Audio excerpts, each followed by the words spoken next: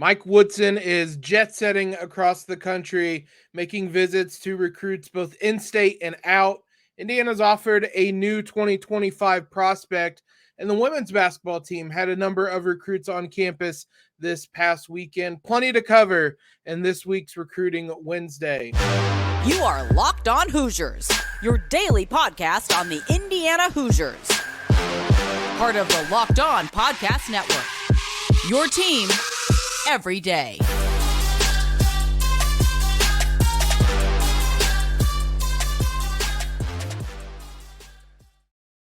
Happy Wednesday, everybody. You are Locked On Hoosiers, the one and only daily IU podcast, part of the Locked On Network, your team every day. Appreciate you guys making us your first listen, whether you're tuning in on YouTube, Spotify, iTunes, Overcast, Stitcher, whatever it may be, wherever you're finding us at. Thank you for listening. Shout out to SiriusXM. Kind of mentioned them sparingly, but Locked On is now on SiriusXM. You can listen to us on the SiriusXM app, and during football and basketball season, you can listen to IU with just by searching Hoosiers on SiriusXM or the SXM app. It's Wednesday. Let's get back into the fold of doing our Recruiting Wednesday shows. Let's start with some visits. Mike Woodson is making 2 recruits. It's an open period right now, and Mike Woodson is going to schools to visit a number of guys. Let's start with Tuesday. Mike Woodson visited Boogie Fland, one of the top recruits in the 2024 class. Number 9 on 247 Sports composite rankings, the number 2 combo guard in the class, a name I think a lot of fans are probably familiar with. Woodson is speaking at a coaching clinic at Fland's High School on Wednesday. So Mike Woodson and Yazir Roseman made an in-home visit to Boogie on Tuesday. So Boogie visited IU this summer, I believe in June, for a official visit for his junior year. He has not officially set a date for a senior year visit. It certainly seems like one is in the cards, but he has not made that official yet. Probably will be getting on campus sometime in the near future. But this is important. There's obviously a lot of focus in the last week about the Montverde trio, Liam McNeely, Derek Queen, and Curtis Givens. Boogie Fland Hoosiers are right there with, as well as one of the top 20, top 10 players in this 2024 class. So certainly don't want him to slide off the radar. It's going to be a big fight for him, though. Also speaking at this clinic on Wednesday are both John Calipari and Alabama coach Nate Oates. Not coincidentally, maybe, Boogie's final 8, the last time he kind of gave us some insight into his recruiting, included Indiana, Alabama, and Kentucky, along with Maryland, Michigan, North Carolina, St. John's, and UConn. So I don't know that Calipari and Nate Oates were having in-home visits with Boogie, but I assume it's probably not a coincidence that all 3 coaches, Woodson included, are there speaking at this clinic. So something certainly to keep an eye on. Maybe Woodson and Calipari will talk about this IU Kentucky series as well, and maybe we'll finally get some sort of closure or date set, or finally agree to this rivalry renewing. Woodson also on Monday visited Lumiere. There are a number of people the Hoosiers have been recruiting at Lumiere. All of them I believe all of them in the 2025 class. The most notable ones certainly in the 2025 class. Jalen Haralson, who Indiana has been recruiting for quite a while, is the number 8 recruit in the 2025 class at Lumiere. So Woodson was definitely in attendance for him, as well as Darius Adams, the number 18 recruit in the 2025 class. Both those guys are combo guards, listed at combo guards. Haralson is 6'6", 205. Adams is 6'4", 166. So Mike Woodson's all over the place, going up to La Lumiere on Monday, across the country, halfway across the country, on Tuesday to New York. That's where this clinic and where Boogie is at. He'll speak at the clinic on Wednesday, come back to Bloomington later this week. So taking full advantage of the opportunities available to them as they, Woodson, Coach Ya, all those guys are going around and making sure that they're known. It sounds like I would certainly expect them to go down to Montverde as well at some point and continue recruiting those guys. So just because we'll talk about this in a minute, there's not going to be anybody on campus this weekend, maybe intentionally to allow IU to go around a little bit and maybe just catch their breath in general, because it's been a busy September and the next couple of weeks after this are going to be busy as well. There's a new recruit that the Hoosiers have offered, another top recruit in the 2025 class, a new name to monitor, as if you did not have enough names to monitor already. We'll tell you who it is, give you everything you need to know about them here in just a moment. Let's talk about one of today's sponsors first, though. eBay Motors. Passion, drive, and patience. What brings home the winning trophy is also what keeps your ride or die alive. eBay Motors has everything you need to maintain your vehicle and level it up to peak performance, from superchargers, roof racks, exhaust kits, LED headlights, and more. Whether you're into speed, power, or style, eBay Motors has got you covered. With over 122 million parts for your number one ride or die, you'll always find exactly what you're looking for. And with eBay Guaranteed Fit, your part is guaranteed to fit your ride every time, or your money back. Because with eBay Motors, you're burning rubber, not cash. With all the parts you need at the prices you want, it's easy to turn your car into the MVP and bring home that win. Keep your ride or die alive at ebay.com/motors. eBay Guaranteed Fit, only available to U.S. customers. Eligible items only. Exclusions apply. Big shout out to all of you guys for making us your first listen every single day. Make sure you're checking out College Football Kickoff live each and every Friday on any of the Locked On College YouTube channels. 11 a.m. to 1 p.m. Locked On will bring you everything from playoff implications, rivalry games, all the in-depth analysis. Only Locked On is going to be able to provide you guys every Friday, 11 a.m. to 1 p.m. Eastern. Any of the Locked On College YouTube channels, you guys don't want to miss it. Let's talk about a new prospect the Hoosiers have offered. Also in the 2025 class, Tyler Jackson. He is a point guard listed at 6'2", 153 pounds. 247 Sports has him as the number 9 recruit in the composite rankings of the class. Composite just meaning kind of all the available rankings, publicly available rankings. It's kind of what the average comes out to. He's number 9. So a 6'2", as I said, point guard from Overtime Elite in Atlanta, Georgia. Here's your scouting report. And I'll let you guys kind of guess what you think the scouting report's going to say, because it's going to touch on a number of the notes that these always touch on. Quick, good scorer, can distribute to teammates. Here's what Jeff Rabjohns had to say about Jackson. Jackson is very talented and athletic point guard who knows how to score. He can get defenders off balance, has outstanding quickness, change of direction, and a strong first step that allows him to utilize his burst in getting into the lane. Jackson has a step-back jumper that proved effective this summer. He has also excelled in isolation situations, beating a variety of defenders with jumpers, stop-and-go moves, as well as drives. Jackson has also showed he could be a disruptive and aggressive on-ball defender. That checks all the boxes. The one I forgot to mention was defending, because obviously Mike Woodson loves a point guard who can defend.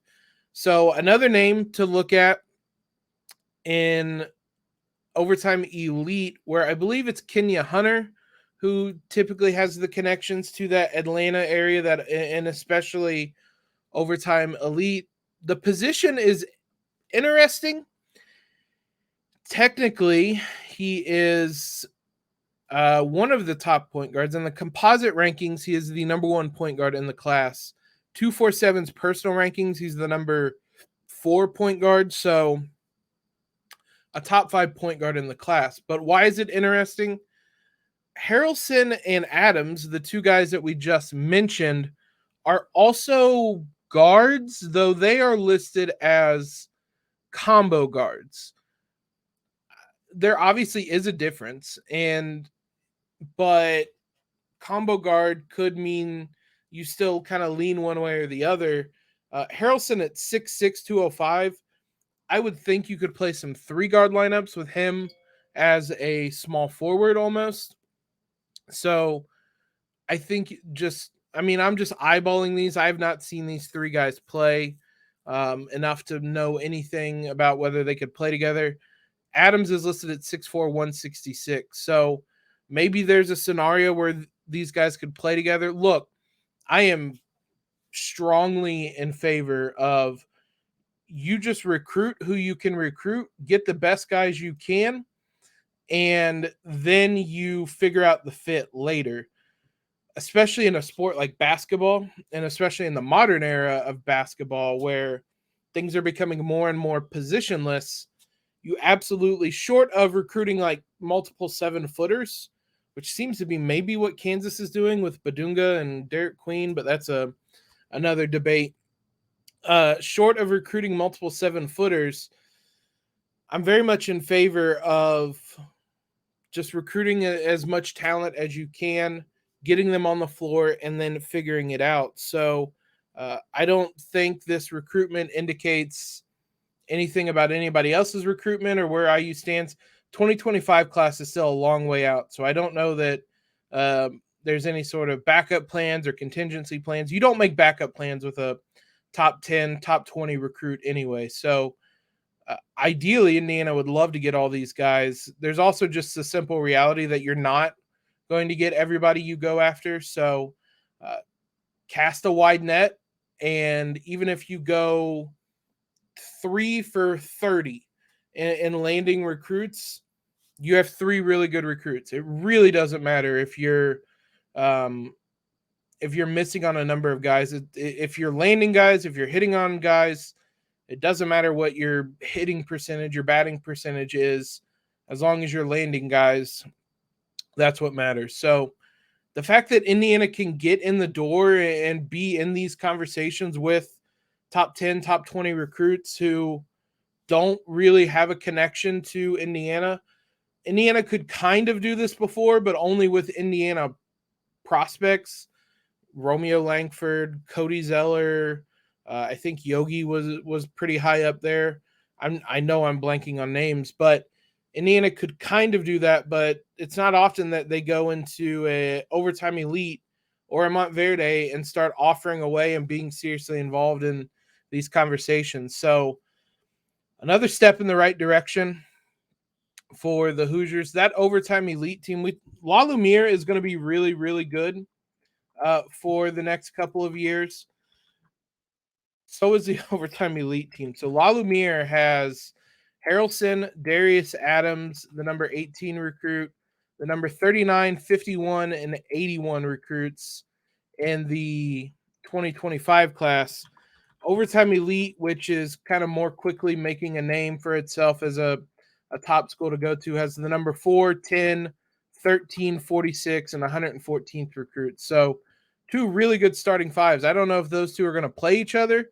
They should, but that would be a game to watch because you're looking at 10 top 120 recruits. 2 very talented programs that the Hoosiers are very much involved in recruiting guys from those programs. So, look, I know that IU fans are kind of growing a little impatient. Getting involved with recruits and landing commitments are 2 different things, but IU is normally not involved in these recruits and these recruitments. So this is still a really big step in the positive direction. And now you want to start landing commitments, and IU very much still could do that. I mentioned it at the first segment. There's not a ton to dive into, but IU does not have any visits planned for this weekend. A little bit of a break of a weekend. Obviously, the big one was last weekend with Queen, McNeely, and Givens. Take a little bit of a breather, and then you're going to have a number of 2025 recruits on campus next weekend. So IU is, I would imagine that's probably playing into the fact that Mike Woodson is going around everywhere, and I would not be surprised if there are more visits to schools around the country in the next couple of days. So we will see. We will see what is in store for the Hoosiers this weekend, but they are recruiting both classes, 2024 and 2025 right now, and still heavily involved in a lot of top names.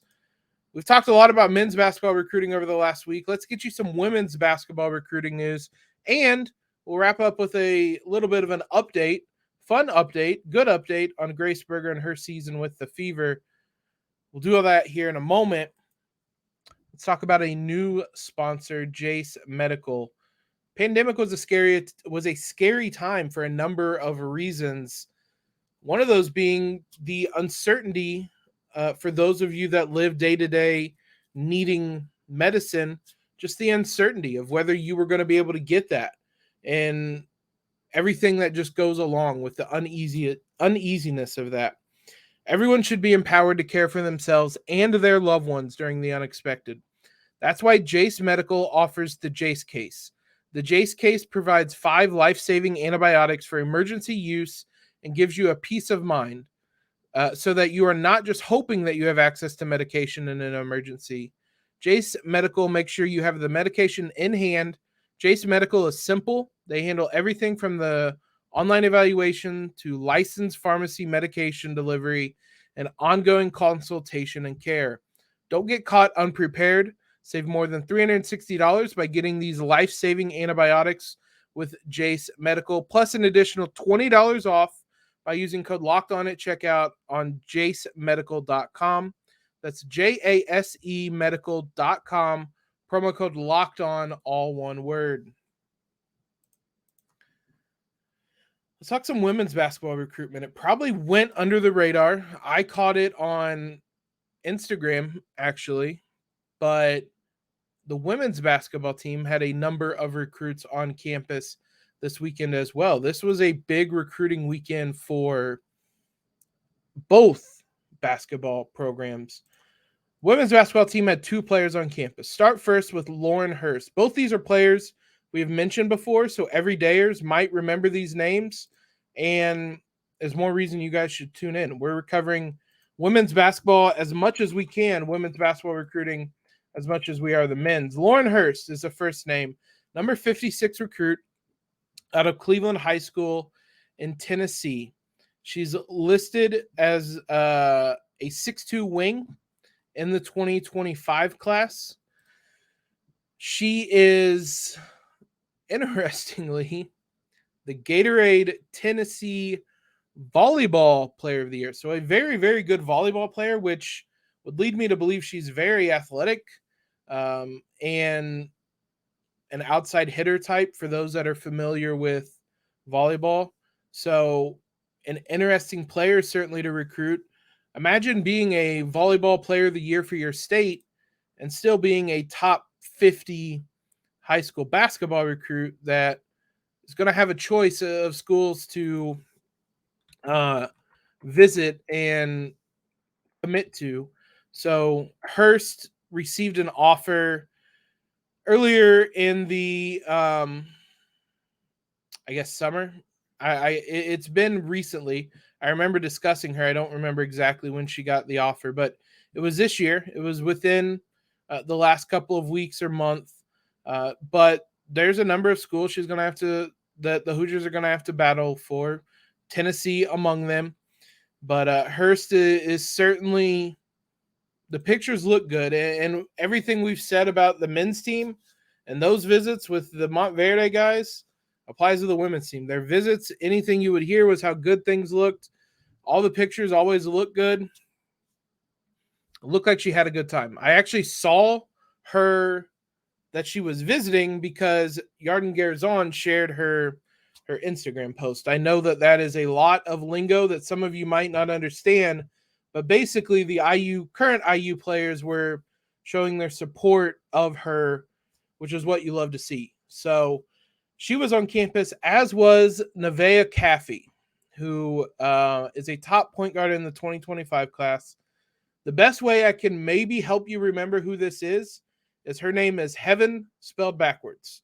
And I mentioned that last time. I don't know entirely how to pronounce it. Nevaeh is what I'm going with, but it is Heaven spelled backwards. She is one of the top point guards in the 2025 class. Now, she's not ranked. There's basically only one place to look at rankings. And as we mention this all the time, this is more just a general complaint to how women's basketball recruiting is covered. But if she's not on ESPN's top 60, there's not a ton of places to find her. There are some places that list her as one of the very top prospects in Missouri. She plays for Incarnate Wood, which is one of the very top programs in the country. Pretty sure out of St. Louis, but she was a sophomore starter there. And Incarnate Wood, Incarnate Academy, I believe is actually what it is a school that I believe their winning streak is over 100 games now. It is Incarnate Word Academy. I was right on both of them. Incarnate Word Academy out of St. Louis. They have a 100-game winning streak, and she started as a sophomore for that program. So you have to be a certain level of good with those types of expectations to start as a sophomore. She's not yet ranked. Feels like one of those situations where they'll update rankings and she's going to pop up at like number 47 out of nowhere or something like that. That's just a random guess, but she's just going to pop up on the rankings and suddenly it's going to look like Indiana. It's going to look a lot better. I say that because a number of times Indiana will be recruiting players that aren't on the one place that we can look, and then they update the rankings and it's, oh, Indiana is recruiting a top 10 recruit. That's happened time and time again. So that would be my guess as to what is going on here, that Indiana is recruiting someone that is a top player. The recruitings just haven't caught up to that yet. So very much a talented player playing for one of the top programs in the country. She was on campus as well. So Mike Woodson might be making moves, but so is Teri Moren, and we'll see if those can pay off in the coming weeks and months. Went on some really fun news. Grace Berger was named to the AP All-Rookie team in the WNBA this season. A 6-player team. She was joined by her teammate Aaliyah Boston, who I don't know if it was officially – Aaliyah Boston's going to be the Rookie of the Year. I don't know if it was officially announced. It was. She was the Associated Press Rookie of the Year. Aaliyah Boston was absolutely incredible. You guys might remember me talking about her last year when we talked about how good South Carolina was and how they were just that much better than everyone. I mean, ultimately they lost and they didn't win the title, but they were the best team in the country last year, and that was largely because of Aaliyah Boston, who walked onto the WNBA floor and averaged 14.5 points, 8.4 rebounds, and shot 57.8% from the field. She was as advertised. Grace had an interesting season. She played in 36 games of the 40 games for the Fever. It was a rocky start this season, a frustrating start for a lot of IU fans. But eventually she kind of broke through. Through the first 15 games she played, she was only averaging 7.3 minutes per game. And it just never really felt like she was getting a fair chance. And there was a lot of, the coach was saying it's a hard position to learn. You got to be patient. But in that time span, the Fever won 4 games. They were 4-11. So preaching patience while you're just getting destroyed in your first round pick, they weren't getting destroyed. That's a bit unfair. But as you're losing games and your first round pick can't get on the floor, it was frustrating. Things turned around against the Liberty in a game where Grace played 36 minutes, had a season high 15 points with 7 rebounds, and immediately was right into the middle of the rotation from that point on. She averaged 19.8 minutes per game, played in across those final 21 games. The Fever finished the year strong. They won 5 of their last 8 games, and were really looking strong late in the season. Over those last 21 games, Grace's numbers were never huge. 5.7 points, 2.3 rebounds, 2.3 assists, shot 43.8% from the field. Notably, in that span, shot 46.7% from the three-point line. She finished the year shooting 47.1% on just under 1 attempt per game. That's huge. Obviously that wasn't something she did a ton. She did it more when she came back from injury her final year. Wasn't something she did a ton in Bloomington, but that's a big kind of swing skill for her if she's going to be a knockdown shooter. You can look at those numbers and say whatever. I think anyone who watched IU last year knows that when Grace is on the floor, her impact is more than just statistical, and that's what you kind of notice when watching the Fever this year, is she was making the right plays in the right spots, and the Fever just kind of looked better with her on the floor. So exciting to see her get recognition for a good rookie season, and one that I thought she finished strong, as the team did as a whole.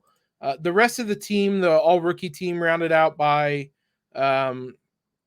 Diamond Miller, you might remember. She's on the Lynx now. Haley Jones, Jordan Horston. So maybe some names you guys will remember from last season, but shout out to Grace for a strong season and hopefully sign of things to come heading into next year. The Fever struggled, probably predictably. They finished 13-27, one of the worst records in the league. 3rd worst record in the league. We'll see what the draft lottery is going to look like. Theoretically, Caitlin Clark could be in the draft. She would be the number 1 pick. I would imagine she's going to come back to school. But we'll see. The Fever could have a chance at that. But we'll see. So they combined actually the 2022 and 2023 records. I'm not sure on the format. I Googled it real quick. But because the Fever honestly were so bad in 2022, they're going to have the best chance at the number 1 pick. It could be Caitlin Clark, but probably will not be. But that still is another player that, even if it's an Angel Reese, imagine an Aaliyah Boston Angel Reese front court. So we'll see how things go, but it's an exciting time, and Grace is a part of that franchise moving forward. Thanks again, everybody, for making Locked On Hoosiers your first listen every single day.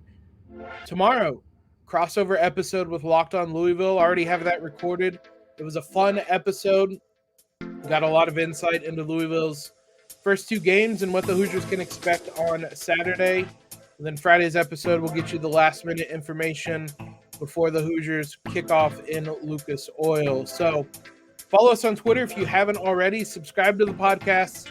Leave a rating and review. All of that great stuff.